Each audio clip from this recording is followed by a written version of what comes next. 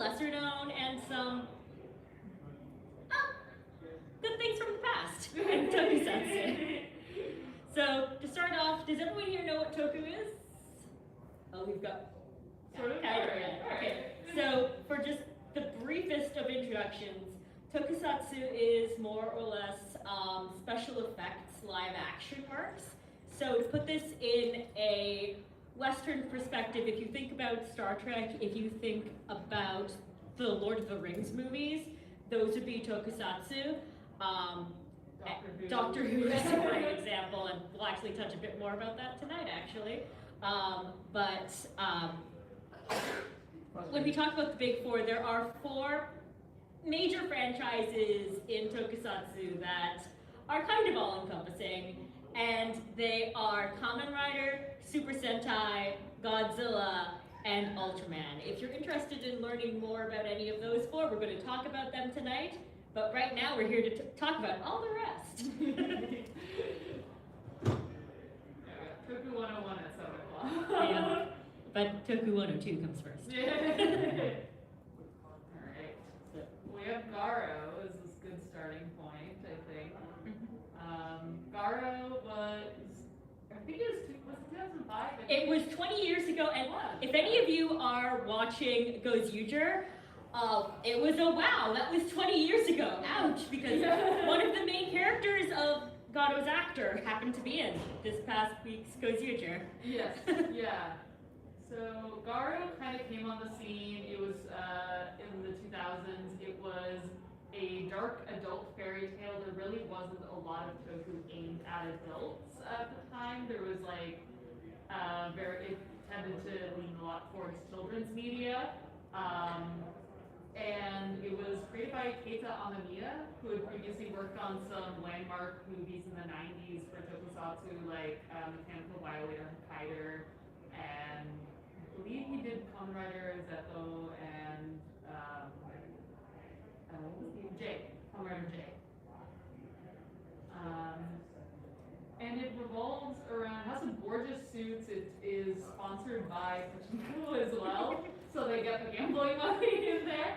But there is just like some really amazing design work. There's like this golden wolf motif through all of it, and it really takes advantage, I feel like, throughout its various series of like the more mature age range that it's targeted at. It's able to do a lot more and explore a lot more.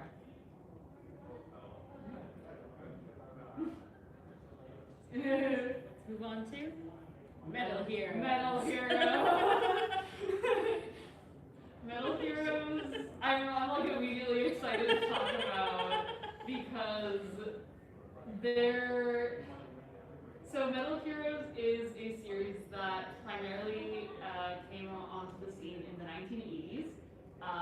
Kamen Rider had kind of been running for about a decade, and it started to burn itself out, and Toei started looking at other tokusatsu things to get into, and they began to pivot and instead focus on a different kind of franchise called Metal Heroes, which began with a trilogy of shows called the Space Sheriff Trilogy, and it was a show called Space Sheriff Gavin. There was Sharavan and Shider, yeah.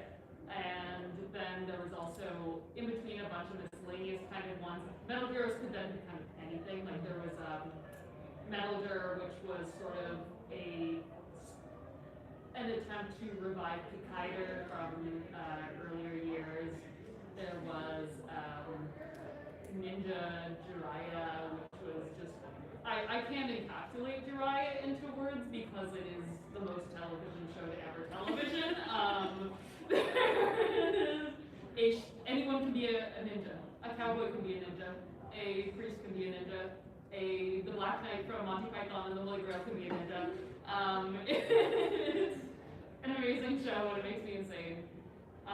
There's the Rescue Police series, which actually features Miyuchi, who is Kamen Rider V3, and many other roles. The original Blue Ranger in Go Ranger.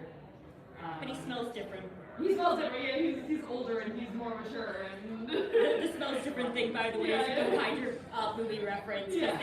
They get the guy playing 3 roles that he played, and they explain that all 3 of them smell different. That's what they can be told apart. Yeah. and so it ran into the 90s, and then it also kind of like worked itself out, and it's been, yeah. And then it came back. And then it came back. And then it came back again. And Space Sheriff, it was revived briefly in the 2010s for a movie, or 2 movies, I believe. A couple movies had a crossover with Q Ranger. Yeah, Space Sheriff Gavin. It is apparently now also being revived again into a series that we know nothing about, except there's just been a registered trademark about it. It may or may not be next year's Super Sentai. Yeah. By which I mean, you know how we said Kamen Rider burned itself out in the 80s? Yeah. Super Sentai sort of seems to have reached its peak in the 50-year run it's had, and there is discussion that it could actually be now turning into a Space Sheriff revival again. We don't have a lot of details on that because that is a very recent confirmed development in the past week. There's a lot of rumor mill stuff and a lot of people trying to figure out what the heck is going on. Yeah. And there's also been a lot of other drama in the Super Sentai world, so it's been a mess these past couple There's a lot. Yeah. Being a Super Sentai fan has had a lot of baggage lately. But yeah, so I'm excited to hear more though about what goes on with that. But yeah, other Ishinomori heroes. For those who don't know, Shogoro Ishinomori was the creator of Kamen Rider and Super Sentai. He was a manga artist living in Japan in the 1970s, and he created a lot of other heroes. And yeah, you know how they said anything can be a ninja? Ishinomori's thing is anything can be a cyborg. It can be, anyone can be a cyborg if you are sad enough.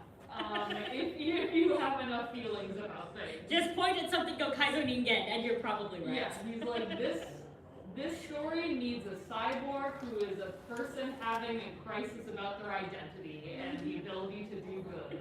And Kikaider is about an android that is made to look like a scientist's son, who I believe is supposed to have died during the war, and he is like in constant personality crisis between like his capacity to harm versus like his willingness to do good. Inazuma, is that subtitles? I don't know if it's ever been fully. I do not know. Zubat is not a cyborg, but he is a detective who for some reason made a suit that kills him if he wears it for too long. I don't know why he did that, but... Kaizo Ningen. And he wants to become one, he's not one yet. Yeah, he's a cowboy who walks around after his best friend was killed and now wants revenge, and then he sometimes also wears a suit that kills him if he wears it for too long. Yeah, he's Ishinomori. We just had to pay tribute to him because he is one of the godfathers of Toku. Yeah. Kanpai sends She After 5. I see here more unofficial than Akiba Ranger. Have any of you heard of Akiba Ranger? Okay, Akiba Ranger is... Oops. Yeah. So, Super Sentai does have an unofficial Sentai, and that is Akiba Ranger. This is an unofficial Sentai. Though there are more than one Toku actor who plays in it. For instance, I know the red here may look familiar. If any of you have seen Kamen Rider Decade, that's Yusuke. Yes, oh yeah. But yes, Kanpai Senshi After 5 is literally a Sentai who meet up for drinks after doing their day's work, and then the bad guys also generally happen to be around the same izakaya, and then things happen. I believe Green also goes at least one point going, this also says something about when it was made, trying to get everyone's street passes as he's going, running around. Yeah, no, it is a very fun, like, one of those sort of series that looks at, like, what is the hero's life outside of just, like, being a hero? Yeah. And it's a parody series, but it's a very loving parody series. Yeah. There's the High School Heroes, which is another very fun series. written by Yuya Takahashi, who wrote Kamen Rider Geeks, Kamen Rider Zero One, Kamen Rider X-Aid, a lot of like fan favorite series. And High School Heroes is starring the members of an idol group, Bishonen. I believe they're Johnny's group. They were in Johnny's group. Johnny's no longer exists. Thank God, Johnny's no longer exists. He's not under the name. Yes. But yeah, it's supposed to be sort of another Sentai parody. The Pink Ranger is actually a canonically a trans woman. The Red Ranger is a giant Sentai fan, and he wants to create a Sentai club, essentially. No one else wants to join it, it's going to shut down. And then he finds out, oh wait, we actually do have powers? Yeah. It's a very fun series, it's very well written, the characters are really lovable, and yeah. If you enjoy Super Sentai, it is definitely a good one to check out. Dogengers. Oh boy, Dogengers. This is where we reveal the actually a Dogengers panel and nothing else. So, how many of you have heard of local heroes before? Ooh, we've got one hand. One. Okay, so local heroes are kind of, I explain them as being halfway between pro wrestlers and local mascots. Like any other Toku hero, they're going to be in a very similar suit, but they are representing a place or a company. On the far right of the poster, you are going to see Yamashiro, who is for the Yamashiro Gas Company. And he is actually a combination of 3 members of a Sentai that are from the Yamashiro Gas Company. The guy in the center is Rookie, who is the second, along with Okaman, mascot for a pharmacy. And it goes on, these are all, again, they're all associated with different companies or different places. Kitakuman, who we're talk about a bit more later, is pretty much self-appointed cultural ambassador for Kitakyushu. All of the local rangers in Dogengers are from the Kyushu area. And in Dogengers, they fight against the AHK. The AHK is fascinating because pretty much a couple guys realized, hey, we've got all these local heroes. There's no heels. We need a bad guy for them to be able to fight against. The main bad guy, who's the guy off in the shadows with the purple eyes, is Yabai Kamen. And they chose that for his name because it's literally, essentially, oh god, mask. Because Yabai, this is bad, can mean anything. Like, it can also mean this is really cool, but you know, there's no specific theme to him outside of evil. And the AHK's entire thing, we're going to protect the smiles of children by being evil. Yeah. The AHK is a great group. Please look into the AHK. They are fascinating, they are wonderful, they are heels, and they are enjoying the heck out of everything. And if you're on Twitter, you may have been familiar in the past with an example of a local hero who isn't in Dogengers, but a Deadman, who's like a giant, he looks like a giant tooth, and he just like comments on people's tweets. He went viral like I think last year, commenting on people like brush your teeth, and then he has a villain counterpart who's somebody that is like a giant piece of candy. And but yeah, so Dogengers was like some of them were. It is. Yeah. It is still running. There's 3, 4 seasons. 5 seasons now. That's right. Not all of them have been like sub whatever. And you can actually watch Dogengers when it airs live on the AHK's YouTube channel. But you can only watch them while they are airing. They are not archived after the fact. The good news is it airs Sunday morning Japan time, so it's Saturday evening at a very reasonable time for us here in the Eastern time zone. But the entire point of Dogengers, as it says, the heroes are real, but the story is not. There are a few heroes and villains that were made for Dogengers, but even they are associated with companies. For instance, there is one that came in the 3rd season, which is one of my personal favorites, who is now the local hero for Mantaiko Company. Essentially, just salmon route? Or some kind of road. But the character was developed with Tokengers. Yeah.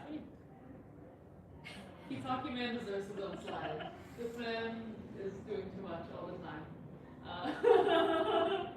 So Kitaki Man is a character in the show and in real life his whole thing is that he has a huge ego.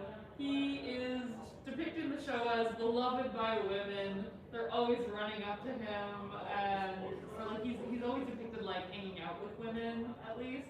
He's not that cool actually. He's kind of lame. Well, here's the thing. Kitakyuman complains that his suit is hard to move in. He is also lazy as heck. He is interested in the Insta. He is not interested in the actual fighting. He is not necessarily interested in being a good guy. Yeah. He will temporarily join the villains or work in Butler's evil maid cafe. Yeah. So he can get the food pick. He also will, like, in the show, there will be times where he'll be, like, taking photos for Instagram, he'll say in the script, but then he will have actually, in real life, like, posted that photo to Twitter. And so you can, like, trace the, like, filming of the show, and he just, like, pretends to be, like, a food blogger on Instagram all the time. Well, not pretends to be. He has this thing called food terrorism that he does, which essentially, he will take photos of food, but then post them in the middle of the night when the restaurants aren't open. And yeah, he is also the one person in Dogengers in suit who, because the characters that are unique to Dogengers and were created for that have human forms. All the other characters you pretty much only see in their suits. Hitakumon's the only one who will take his helmet off, and he does it about once per season. Yeah, he also loves his car very dearly, and we have a photo of his car being exploded, which they did for real. His real actual car was blown up for the 2nd season, I believe, of the series, and they filmed his live reaction. So it was made by a lot of tokusatsu people who had worked previously behind the scenes on other tokus, and then they all kept hearing that it was being made, and they're like, that sounds awesome, I want in. So it's very much a labor of love. Oh yeah. Yeah, Rookie's, and like some of the suit actors as well. I believe Rookie's suit actor also did Zeronos in Deno because they had Sakura Yuta's actor to save him for No, he was Deneb. Yeah. He was Deneb. I know. But yeah, we're very passionate about Dogengers because it is a big labor of love for Toku fans. Yeah. But yeah. Let's move on to. I wrote a lot for this slide. I was very excited because at Anime North when we were doing this panel, I realized we didn't have anything on Shoujo Commando Izumi, which is it was supposed to be the 4th installment of the Sukeban Deka TV series in the 1980s, if anyone's familiar with that, which was essentially based on a manga, and it was like, what if schoolgirls were blowing things up and being cool and not looking back at explosions. And Izumi is this wonderful, amazing, I believe it's only 12 episodes or so, series about this teenage girl who is turned into a super assassin by a shady organization, kind of militaristic organization, after she is charged with the murder of another local girl. She finally escapes the captivity she's being held in and ends up on the run while seeking her revenge, and learns the power of friendship and girls supporting girls while they also get giant bazookas. And it's a very good series. I cannot recommend it enough. And Sukeban Deka isn't strictly tokusatsu, but Shoujo Commando Izumi tends to get kind of lumped in by having sort of those cyborg transformation adjacent themes in it and depictions. I mean, not all Toku has henshin. See No, also Doctor yeah. Who. Yeah, exactly. Like it tends to get like lumped in with it, and I feel like it would be remiss to not mention it because it's just a fantastic series to check out. But yeah. Ooh, Avalon Knight of the Round Table. This is an interesting one because the main production team behind this is a group of Westerners living in Japan. I am not going to remember his name. John from Geeks. Yes. Yeah. Because he is part of the main cast. Yes. But yeah, it is Knights of the Round Table and Fae themed, as I said there. It is essentially the Knight of the Round Table. The guy who is playing Avalon is like full on British guy, British accent.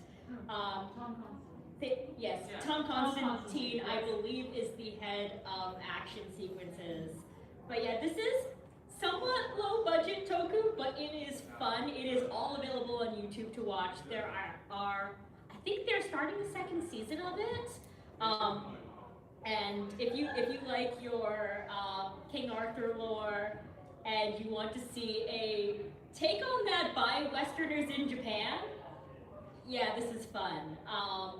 The group that does that, Shield and Sword Pro, also do have some other stuff up on YouTube as well, because there are a couple groups in Japan currently and they kind of do work together, of essentially Westerners proving that we can do this stunt work too, guys. We are good at this. The reason why Tom Constantine has been in several Toku series and bit roles and not so bit roles is because he's been training to do this, and he has started his own production company, which is associated with this one. Yeah. But if you've seen Kamen Rider Geeks, he's one of Neon's bodyguards, and yeah, he's a really talented guy. He used to work with the Tokusatsu News Network online, and yeah, he's kind of made it in Toku, which is really awesome to see. Yeah.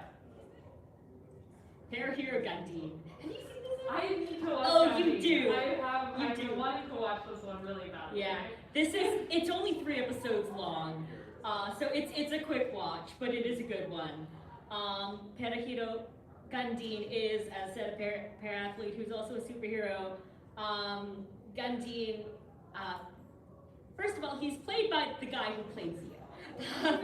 Those of you who know your Kamen Rider. And he is training to be, he is training in wheelchair racing, and essentially, I believe gets hit by this beam from another world, which is a world that is twinning with our world, and it's kind of being destroyed, and yeah, there's this alien called Goo who is, they needed to insert a pretty boy to just stand there, and that is the alien Goo. In many cases, such as this in Tokusatsu, you need a pretty boy to stand there. Sometimes it's a pretty girl to stand there, sometimes it's a pretty boy to stand there. In this show, it's a pretty boy. Parahiro Gundam does suffer a little bit in the character department just because there's only 3 episodes, there's only so much you can do in the amount of time they had. But the story is good, and it's a fun watch, and it is really nice to see just a different kind of superhero. And he's supported by an entire little community. His dad actually builds the wheelchair that he uses in his hero form, along with some people who work in the they've got a little construction company. It is adorable. It is, again, it's a 3 episode watch, and it's a good one. Yeah, I'll have to check that one out. Tokusatsu Gaga, which I'm just gonna go back and forth. His coach is her. It's her, yes. Yeah. Well, Tokusatsu Gaga is another example of show that's not strictly a Toku, but Yes, it is. yes, it is.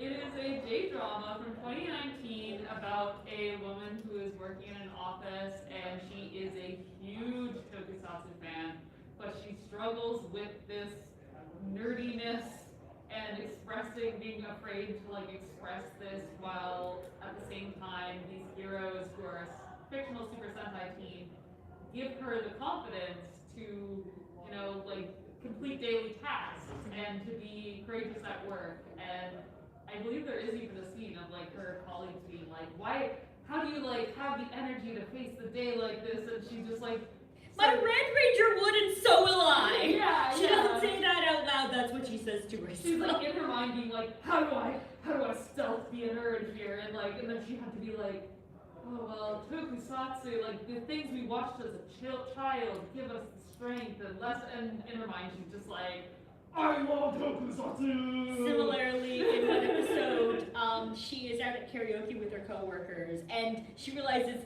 she only knows Toku openings and endings. Yeah. But then she realizes by doing a nostalgic one, she could get everyone involved, and it's one of her favorite series anyway. But yeah, this is absolutely a tokusatsu, I will argue, because it does have tokusatsu scenes, because all the shows that are mentioned in it are fictional. You can tell where approximately they're based on, like, not, it's more franchise to franchise than show to show. Yeah. But, and even the show that she's currently very into is ending its yearly cycle, and you hear about the next one coming in. And also, we have a female Toku fan here. We also have a male, essentially Love Live fan, who runs a toy shop. And there's an Idol fan. And they all get to bond as well and see how their different experiences kind of overlap and how they can support each other.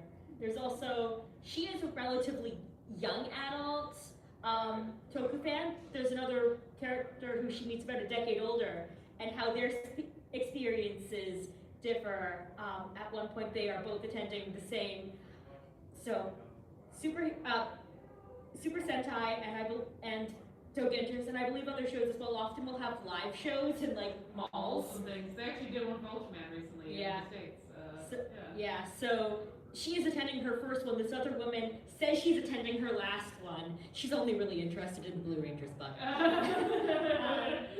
But you get to see their different experiences and their different points in accepting their fandom and how they interact with it in the various stages of life that they are in. And it's very interesting to see all of these interpretations of what it is to be a fan in the first place. If you've ever seen a red multikoi, this is kind of like the tokusatsu version of that. Yeah. There is a Sailor Moon tokusatsu.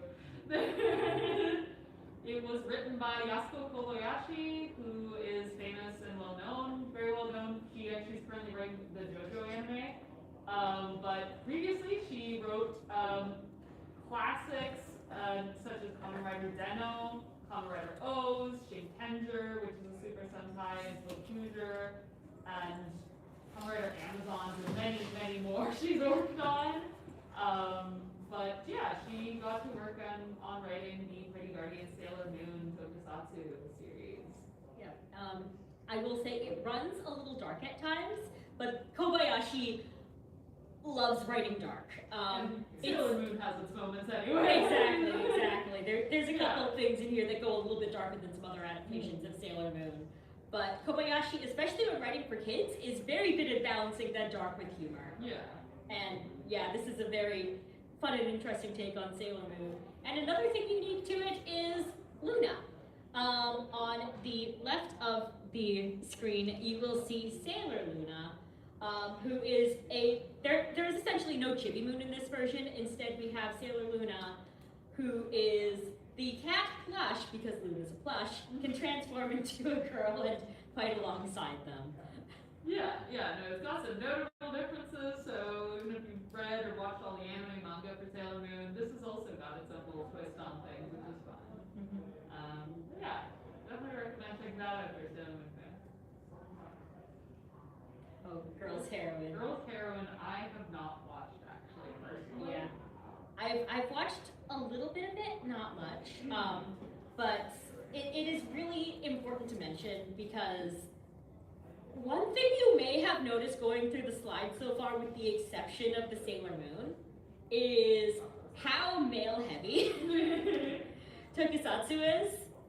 This leads to some interesting problems and to some interesting solutions. See also the Toku to BL pipeline. Yeah. But there is not a lot of female-driven tokusatsu.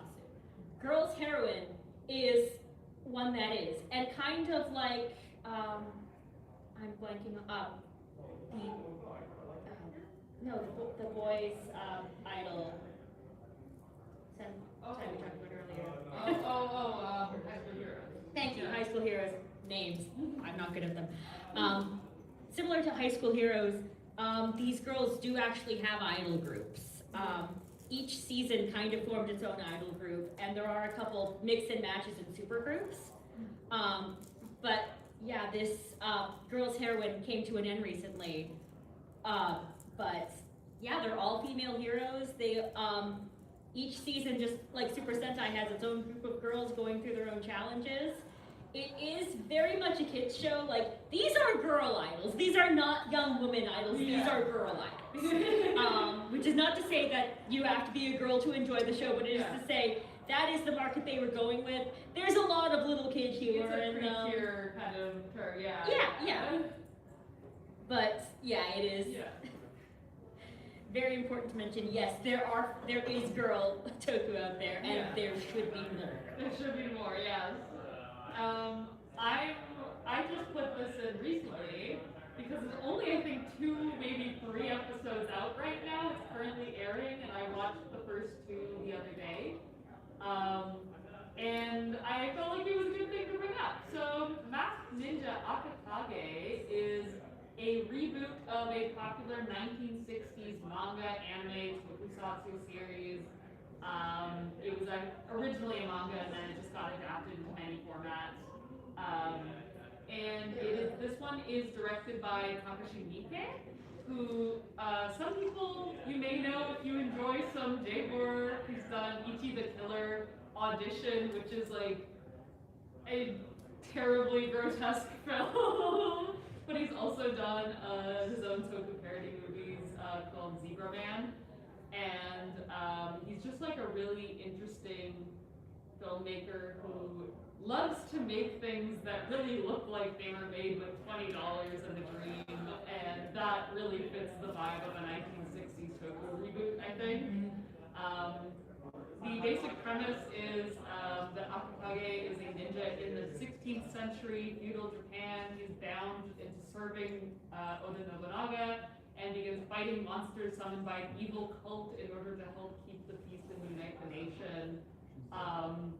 There is he's the red ninja, then there's like a blue little happy-go-lucky guy, and Akakage is very in this version like, I am sad and tortured, and then everyone's like, I don't know what this guy's from.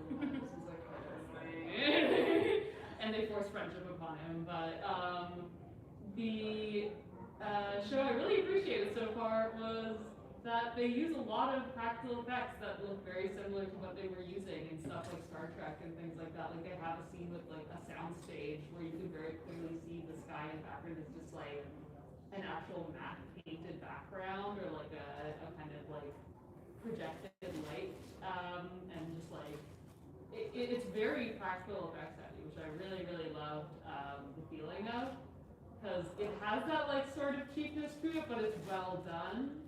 Like it's not feeling like, oh, they just didn't care about making this. Like it's very intentional to Miike's style, and as a fan of his work, I thought it would be important to mention this because Akakage is also one of the original tokusatsu heroes and stories first created for TV in Japan.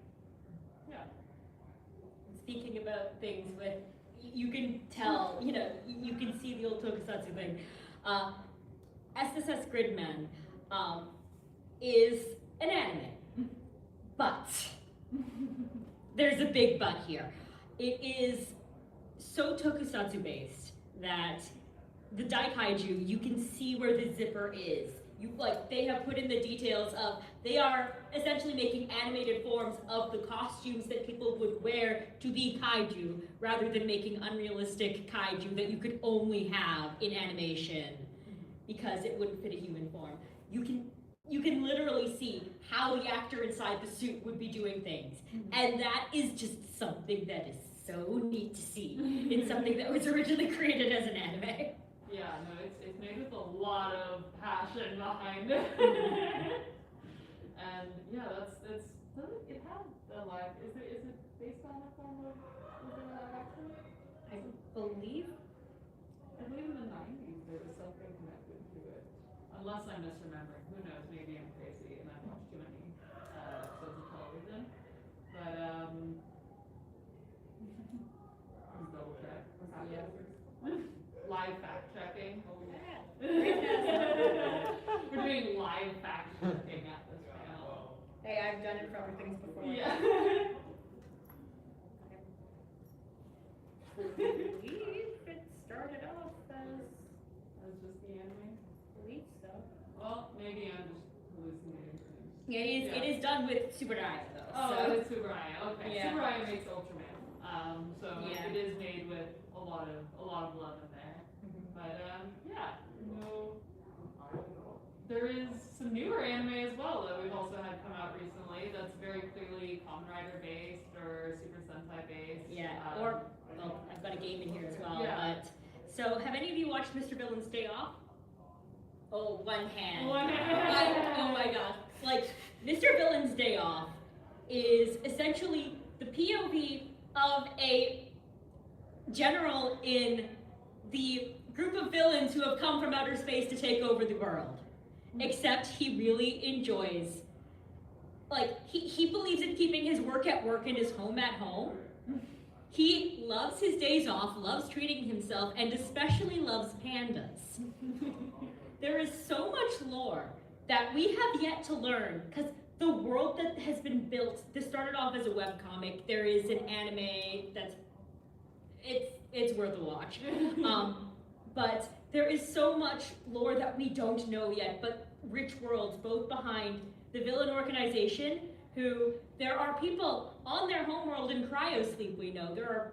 There's two characters siblings who share a body, and the other one's body whose consciousness is in their sibling is in cryosleep. Mr. Villain's villain outfit actually has another creature essentially going like this and with a tail thrashing. It's not his tail, it's this other creature's tail. Also, his essentially personal assistant, Rooney, discovered this monster that was eating him from the waist down on one of the Mr. Villain's days off. He runs in to find out what the heck it is, and to save his personal assistant, it's a kotatsu. There is also a ranger group in Mr. Villain's Day Off who are fighting the bad guys, and they have amazing lore as well. Like, the world built in this show is so deep, and it's such a neat. Yeah. It's such a neat thing. I haven't heard of this one. I gotta check Oh yeah, that out. yeah. Do you?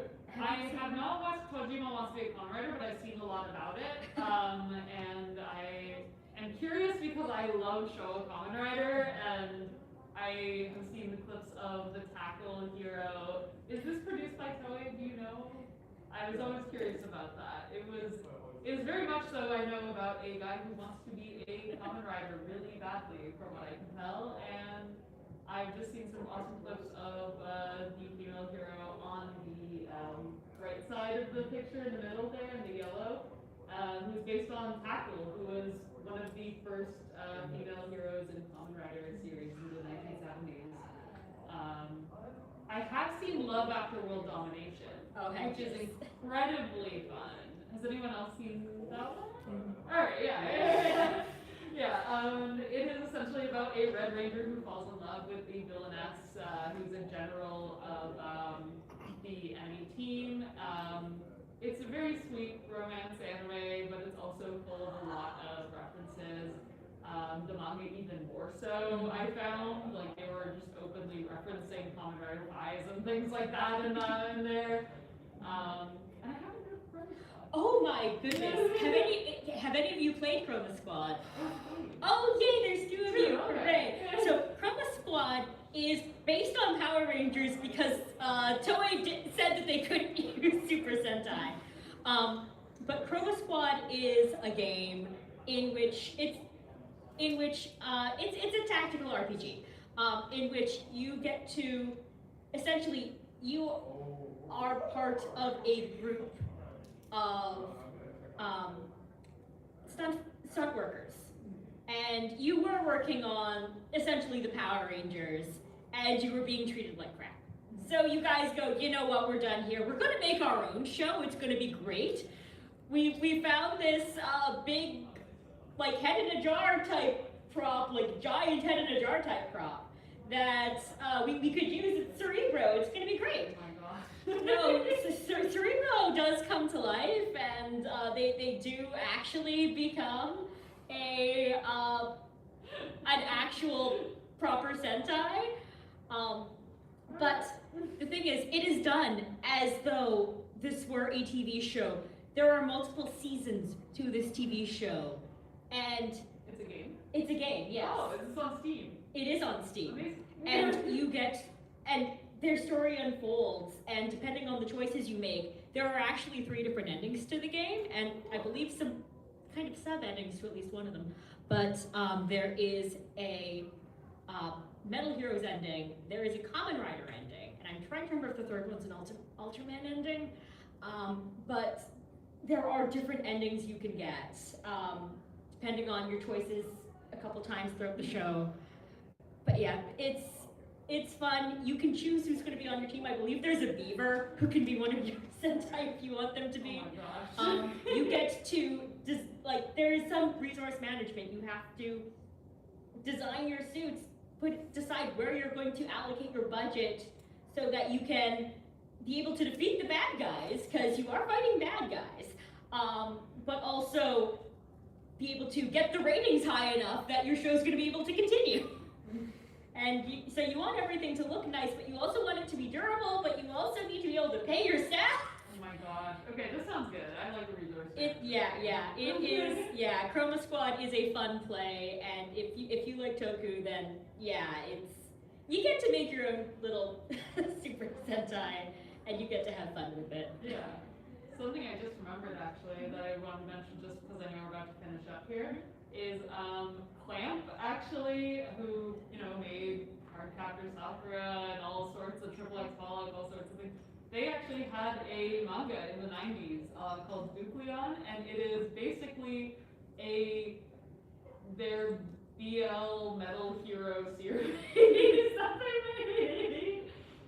Because that was Clamp's whole bread and butter back then, when especially starting out early days, they were like a Dojin group. And it's a very fun read if you ever want to read Nucleon. And also, again, just because we've got the time, it's fun to mention just how much you can find tokusatsu inspired bits in everything. If you know Persona 4, Neo Featherman, it's pretty much a straight off. Yeah. Ace Attorney has its own one-to-ones for the major franchises. The Steel Samurai is such an Ultraman homage. There's Moozilla. They have their own Godzilla. It's Moozilla. There are Traffic Samurai. There's the Jammin' Ninja. There is an entire world of tokusatsu within Ace Attorney, and Miles Edgeworth is a giant Toku fan. Yeah. As is Mayafe. So the more Toku you watch, I feel like unlocks all of these secret references and like every other piece of Japanese media you watch. Even like Free, you're gonna go. There's Toku in Free. In an early episode, they're trying to pull off a heist, and everyone's going, "That's a reference." To the car, the shocker, yeah. Yeah, well, I think we got our last slide, one of our last slides coming up here, which is connected to a panel we have going on Sunday, which is the Toku to BL pipeline on Sunday. Yeah, so Toku Beyond the Big Four, we can't not mention the Toku to BL pipeline, because if you have an actor that you like from Toku, there's a non-zero chance they've been in other stuff as well. Because, and especially recently, if you watched any Kamen Rider, especially, or Super Sentai, the next show that the Red Ranger or the main Kamen Rider will be in is likely going to be a boys' love series. And this is not a coincidence. It is actually like just becoming a popular part of industry culture and expectations, because most of the people that they intentionally cast in these shows are pretty boys who will sell things. Yeah. Pretty boys who were chosen in part by the mothers of the children watching the Toku shows. Yes. Because they want the moms to keep letting their kids watch the show, so they're appealing to the moms. And as I will talk about on Sunday, there's a crossover market there with BL. Yeah. Because Fujoshi are not necessarily mothers, and mothers are not necessarily Fujoshi. Yeah. But the general demographic of both happens to have a very strong overlap. There is, and I won't be here on Sunday, but I wanted to mention actually there was something with the recent season, Comrade Gotchard, and had the first ever female secondary writer, Rene, and her toy, like her main weapon and toy that came out, a lot of people were curious because it was released as Premium Bandai still, and I believe one of the writers or producers actually even mentioned that during the production he was wanting it to be sold like just normal in stores because, you know, young girls might want to buy it. And he had actually even had to propose to Toei at one point saying, well, what if we had a young pretty man wear it first and then maybe it could be sold at retail, because the strategy is pretty boys sell toys. So there's also an issue with they don't, I'm trying to think about how to word this. They are very hesitant to let there be female heroines because it's not only the appeal to the moms, it's actually appealing to the primary audience who is supposed to be little boys for most of the big four tokusatsu. And we've had this issue in North America as well, where if it's veering too much towards the girls' market, no, that's not good. We want this to appeal to the boys' market. There have actually been good shows that have gotten canceled because they were actually hitting the wrong demographic to what the show was meant to be doing. And that's our rant we can cut short, because then it'll be a Sunday thing. We'll have nothing to talk about then. But well, no, that's not Toku BL. That's true. Entirely. That's a whole other thing. We could go on about that. But yeah, that's all we've got for now, actually. But if anyone had questions or other suggestions for shows that they wanted to bring up or didn't get mentioned, yeah. I think Tojima wants to be a Comrade is a really good show. Yeah. But don't call her based on Tackle. Okay. She is Tackle. She is Tackle. She is Tackle. That's good to know. See, I have not seen it, so I just saw it and I was like, I don't know. You'll understand when you watch it. But Okay, she is okay. Tackle. Don't call her based on Tackle. Alright. I'll channel all my respect and love for Tackle, and does anyone else have any? Yeah? Yeah, I was just wondering if, I've got 4 right here, if you watched any of these. Crescent Moon Mikazuki? No, I've not heard that one. No? Okay, fair enough. Super Robot Red Bear. I have heard of that one, but I've not watched it. It's very old. Very old. 70s. I was gonna say that sounds like it's one of the. I've got a friend in Texas who just his thing is her thing, trans. Sorry, gender. Yeah, is old Toku, and I'm pretty sure that she actually showed that one at one of the cons that she was running so bad. Yeah. I love old Toku, so I will check that. Guyver the Bio Boosted Armor? Guyver. I started watching Guyver. Was that the one made by Capcom, I believe, or I something? believe so. It was Capcom or somebody had made that one in the 90s. I've only seen the first 1 or 2 episodes, but I have been meaning to watch the rest of it. I really like the suit in it. I think it's a really gorgeous suit. Like, it's a really underrated series. And it was kind of part of that 90s. There's a lot of weird Toku being made in the 90s because Kamen Rider had ended and Metal Heroes was also kind of starting to come to an end. And everyone was still, though, trying to make their own thing. And so Capcom, I guess, got involved and was like, we want to make, or no, it was Sega, I believe, or someone. It was a video game company. And they tried to make their own version. But it was pretty cool. Yeah, and just the last one. This might be a bit of a stretch, but Tetsuo the Iron Man. Oh, You've heard? that sounds familiar. I don't know if I've, oh, is that a black and white one? Yeah. fans. Yes, I did. Okay, this is insane. I did watch this because last year I was visiting my partner and we went, who lives in Seattle, and there's a giant, like, one of the biggest video stores, like, standing there, and they have a hard copy of it, and we got it and we watched it. And it is like Pretty good, right? art house cinema tokusatsu in black and white. Very Takashi Miike adjacent. And yeah, that's a pull I didn't think anyone would ever go with. And you're making me think we didn't talk about Changerion. Talk about it now. Changerion was made by Sega in the 90s. It it was written by Toshiki Inoue, who wrote a lot of other well-known. Oh, is that one with a lot of Seiyu playing? No, that is Voice Slugger, which I also showed. Yes. Yeah. So Changerion was made by Sega. It has some really well-known. What's the suit actor who was then every other Kamen Rider through the Heisei era? And he had to wear this insanely heavy suit. The show was essentially a giant failure because Sega just like didn't know how to make a TV show. And they made it, I believe, to market the Sega Saturn in part, which was also not a well-received console. And it is just an insane show starring the actor who is actually Comrade Oja in Ryuki.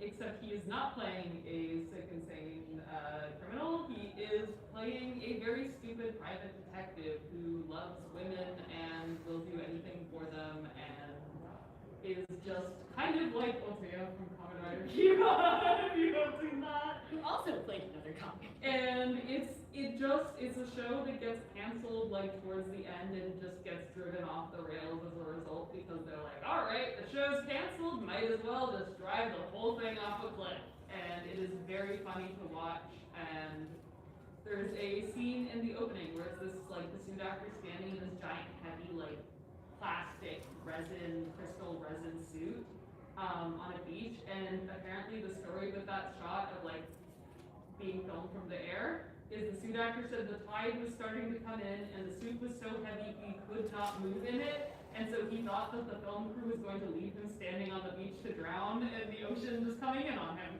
And it's a mess of a show, but I love Shinjo. Yeah. That was there's any other 7 minutes? Do you want to mention Voice Slugger as well? Voice Slugger? It was another oddball 90s series. It is starring Tomokazu Seki, who is a famous voice actor, and there's a bunch of other really famous voice actors, I think, in it, who are in like Precure. Tomokazu Seki was in Gundam, which Gundam? He was recently in Gojuger, actually, pretending to work at Toei. And he was cosplaying his Gundam character that he voiced.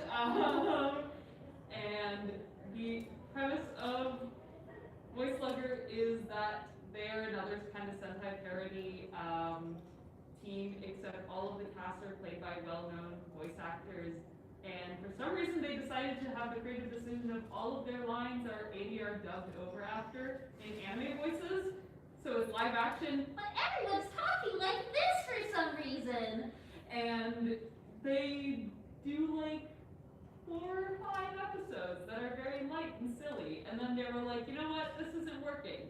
Tone change. It's time that people start dying. And it's just a really strange show, but it's very dear to me. And I believe Ishinomori had something to do with the creative. Speaking of strange shows in which people are dubbed over, have any of you watched Pop Team Epic? Yes. Do any of you know where I'm going with this? Yeah. So season 2 of Pop Team Epic, because first of all, yes, there's a season 2 of Pop Team Epic. The first episode opens with the opening credits are for a Toku show. Yeah. Starring Aoi Shota? So, yeah. Shota Aoi. And it's like, what the heck is this? Why is Sakurai Yuto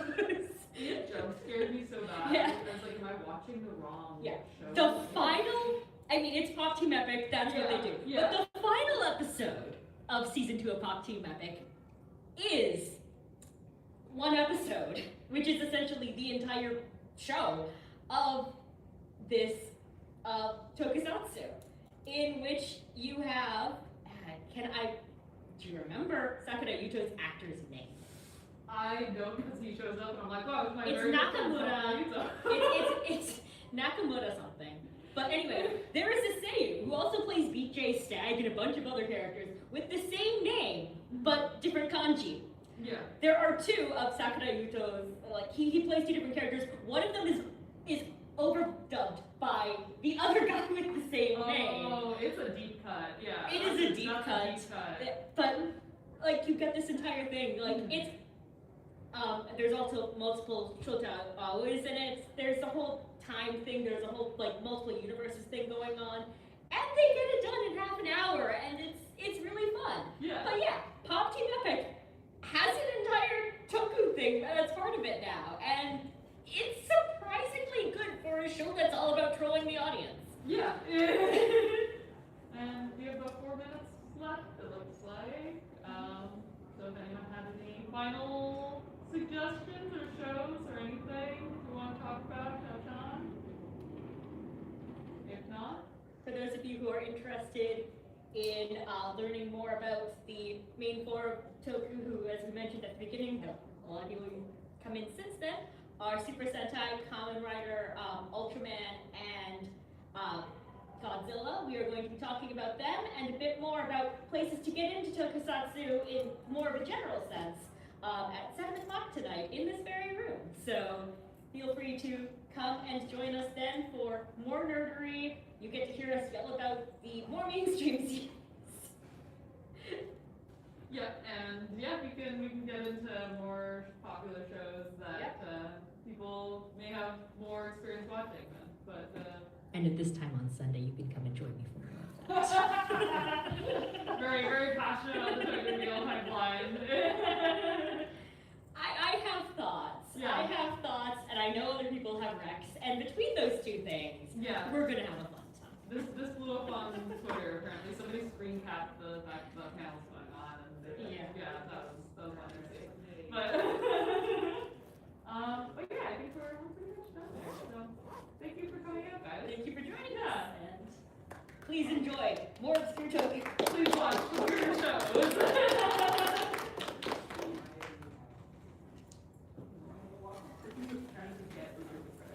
Keep it weird, YTV. Yeah.